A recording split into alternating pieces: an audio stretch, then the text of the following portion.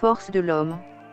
L'intelligence est aussi un atout de séduction sur lequel les femmes ne font généralement pas l'impasse, car cette qualité est ce qui permet aux hommes d'avoir un bon sens et une bonne capacité de raisonnement.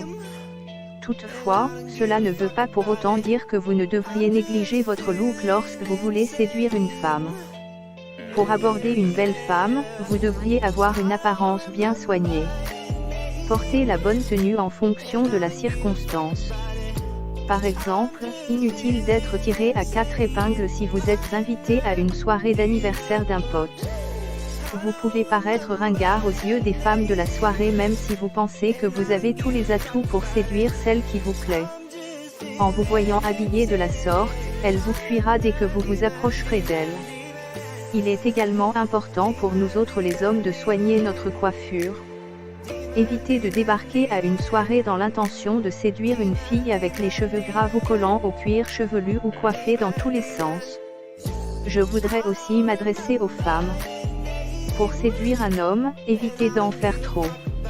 Vous pouvez porter du maquillage, d'ailleurs, j'aime bien les femmes maquillées.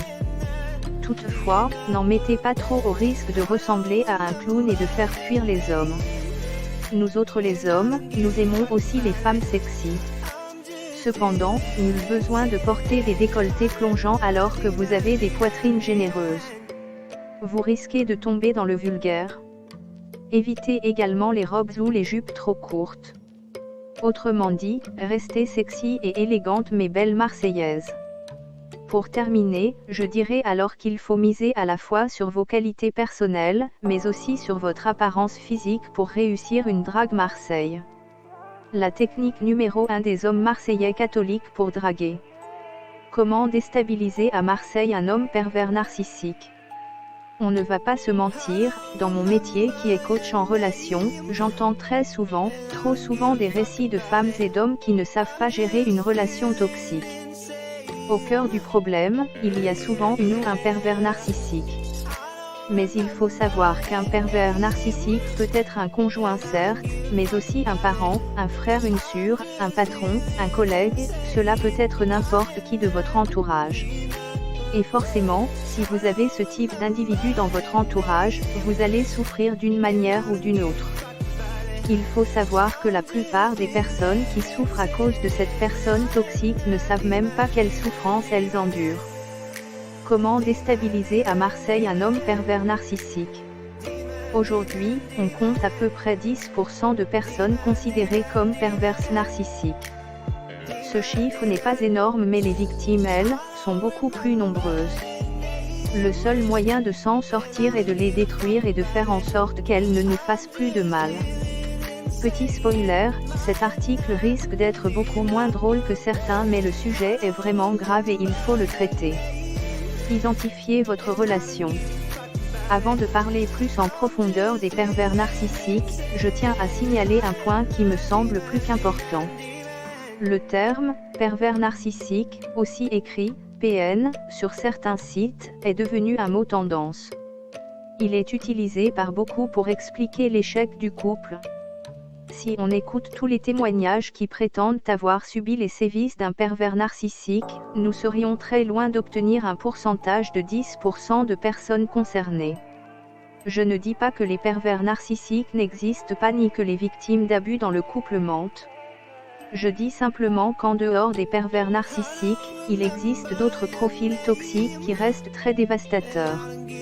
Je prends pour exemple cette maman célibataire qui est venue me voir il y a peu.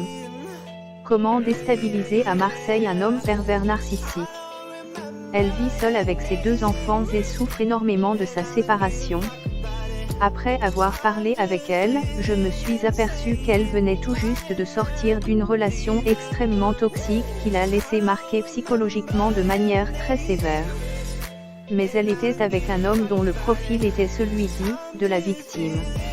Certes, les dégâts sur l'estime d'elle-même et sur son état d'esprit sont aussi dévastateurs, mais les conseils que je lui ai donnés, ne sont pas les mêmes que je vais donner à une victime d'un pervers narcissique.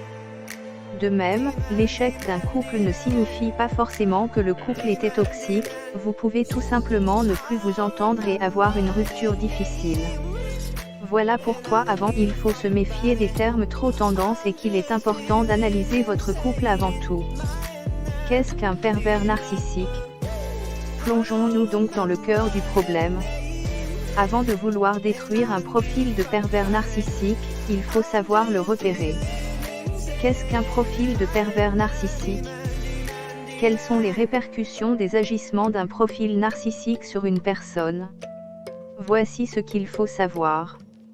En apparence, un pervers narcissique sera aimable, bienveillant, humble, très apprécié des gens en règle générale. En fait, ils apparaissent à l'opposé de ce qu'ils sont vraiment à l'intérieur. Être pervers narcissique implique que la personne a un trouble de la personnalité narcissique qui s'ajoute à un besoin conscient de faire souffrir l'autre. En règle générale, il est très facile de tomber dans le piège d'un pervers narcissique.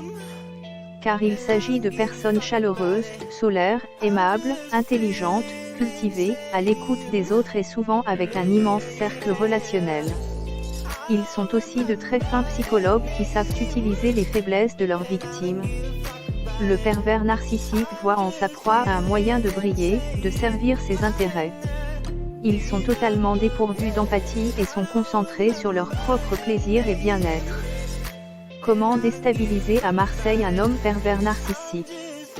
Il n'est pas rare que les personnes qui ont eu affaire à un pervers narcissique sombrent dans une dépression sévère, se retrouvent complètement seuls et coupés de toute activité sociale, se retrouvent dans une grande détresse psychologique, perdent leur personnalité, leur confiance en eux, ainsi que l'estime d'eux-mêmes. Dans certains cas, l'effondrement psychologique est si violent que la victime peut en venir à être suicidaire. Journal enroulé. Lisez aussi comment démasquer un pervers narcissique puis s'en débarrasser une bonne fois pour toutes. Comment un pervers narcissique choisit sa proie. Dans cet article, j'arrive à renfort de chiffres comme lorsque j'annonce que 10% de la population est perverse narcissique, vous vous doutez bien que je ne les ai pas inventés au petit bonheur la chance. Je les tiens d'études psychologiques réalisées par des psychologues sur les victimes de ces actes. Ce qui signifie que ce type de résultat se base sur une moyenne des témoignages reçus. Comment déstabiliser à Marseille un homme pervers narcissique? Vous ne serez donc pas surpris d'apprendre que ce chiffre augmente rapidement parce que de nouvelles victimes se font connaître. À l'heure actuelle, on considère qu'en moyenne un pervers narcissique affecte gravement dans sa vie au moins 3 personnes. Sans compter les personnes qui arrivent à se reconstruire, à fuir rapidement ou leurs enfants, qui risquent de devenir à leur tour pervers narcissiques. On est en droit de se demander s'il y a ou non un profil de victime type pour ces prédateurs. La réponse est assez difficile à donner. Sur le principe, tout le monde peut être une potentielle victime de ce type de manipulateur. La preuve, le PN est généralement entouré de centaines de personnes qui n'arrivent pas à détecter à quel point il ou elle est dangereuse. Mais généralement, les PN ont une préférence pour 2 types de victimes bien précis et je vais vous expliquer pourquoi. Dans un premier temps, ils affectionnent particulièrement les victimes un peu fragiles qui ont subi dans leur enfance soit des sévices psychologiques ou physiques, qui se dévalorisent et qui sont principalement soumis à des conflits intérieurs. Comment déstabiliser à Marseille un homme pervers narcissique? Pourquoi, si le but d'un pervers narcissique est de dévaloriser sa victime, va-t-il choisir quelqu'un de déjà fragile? Où est le challenge? Eh bien tout simplement parce que ce type de victime va penser que les abus qu'elle subit sont normaux, elle ne se plaindra pas et dans le cas contraire, les gens vont trouver très étrange que ce soit toujours la même personne qui souffre de problèmes. Les victimes qui ont subi des sévices et des abus ne vont pas avoir de détecteurs assidus pour déceler le danger. Le deuxième type de victime qu'affectionnent vraiment beaucoup les pervers narcissiques sont les personnes qui souhaitent soigner et guérir les autres. On retrouve ce mode de fonctionnement principalement chez la gente féminine. Il est fréquent d'avoir des femmes qui pensent que l'on peut aider tout le monde à aller mieux avec un peu d'amour, etc. Mais la réalité est qu'un pervers narcissique ne guérit que très, je dirais même, trop peu souvent pour tenter l'expérience. Comment savoir que je suis avec un pervers narcissique? Pour reconnaître un pervers narcissique, il faut malheureusement avoir commencé à vraiment connaître la personne et avoir vraiment commencé une relation. Comme nous l'avons mentionné, bon nombre d'entre nous peuvent être amis, collègues, ou liés par le sang avec un PN sans même le savoir. Si certains psychologues assurent que le corps a un réflexe naturel en présence de ces personnes et créé comme des malaises, beaucoup de victimes assurent ne jamais avoir ressenti quoi que ce soit en début de relation. Comment déstabiliser à Marseille un homme pervers narcissique? En tout cas, un des signes très similaires à toutes les relations amoureuses avec ce type de personnage est la folie des débuts et la rapidité à laquelle les sévices débutent. Le pervers narcissique promet à sa victime monts et merveilles, le début de la relation se fait rapidement dans le strass et les paillettes. Son ou sa partenaire est la meilleure, il la couvre de cadeaux, de compliments, promet de protéger sa moitié.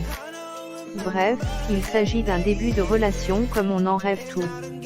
Oui mais voilà, une fois le piège mis en place, les brimades le plus souvent sous forme de blagounettes toutes sympas commencent.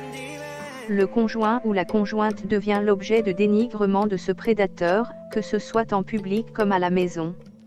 En extérieur, on vous reproche votre manque d'humour, à la maison les situations deviennent de plus en plus violentes. Enfin, vous finissez par le remercier d'être avec un ou une ratée comme vous. Donc si le début de relation vire rapidement, faites attention. De plus, le pervers narcissique est toujours mieux que tout le monde, s'il a des problèmes c'est forcément soit votre faute, soit la faute des personnes inférieures qui le jalousent. Il est incohérent dans ses propos, d'un côté, il va prêcher des valeurs fortes, le fait